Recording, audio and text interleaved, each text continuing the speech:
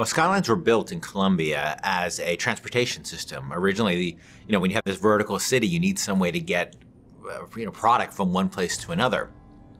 But what started happening along the way is, first this was kids, because it's always kids, right? Started figuring out a way to get these sky hooks that they could connect to the lines and sort of get from one place to the city and do these acrobatic feats on them.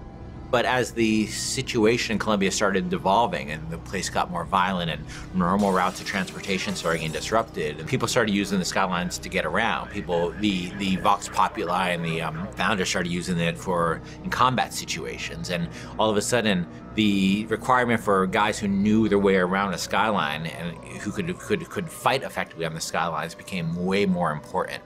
And by the time Booker gets to Colombia, the skylines have a broad range of usage, and you'll see in the demo, cargo being moved around on those things. That creates even a more hazardous situation. But there's also people using it for all kinds of purposes, including and especially combat.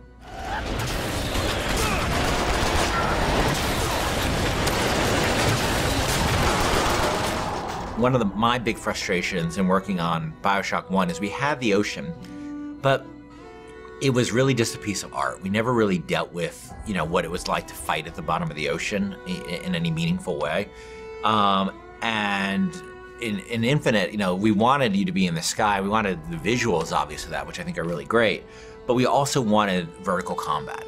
And we played around with lots of ideas for using flight and stuff like that for a while. But in the end of the day, to me, the experience of being on a plane versus the experience of being on a roller coaster is a very different experience.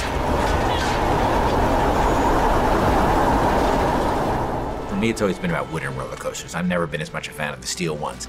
And that sort of clackety-clack feeling of, that going up to the top of a hill and then going over, and that amazing feeling you have. And I really want to put that in a game. I want to get that feeling in a game. And then, of course, being a video game, I want to enhance that with combat. I want to be on one of those old wooden roller coasters that's stacked upon another wooden roller coaster in this city, and jumping from one to the other with weapons, with people shooting at me. I just wanted to get that feeling. And this isn't a monorail. This isn't a people mover. This is something that is incredibly vertical. It's incredibly open-ended. And that's what BioShock games are about. They're about giving the player a ton of tools and a ton of options and just letting them go to town. The skyline! Follow me!